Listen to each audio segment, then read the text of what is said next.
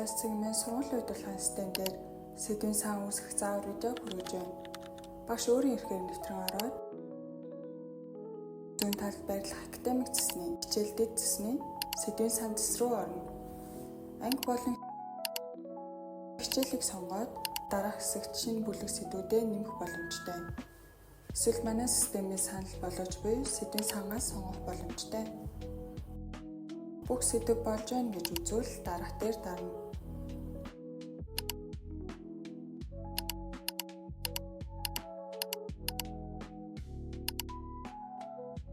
Тус хичээлээр нийт хэдэн бүлэг сэдв байгаа нь харагдана. Сэдвээ сонгож дууссан гэж үзвэл баруун доод буланд байрлах хадгалах дарна.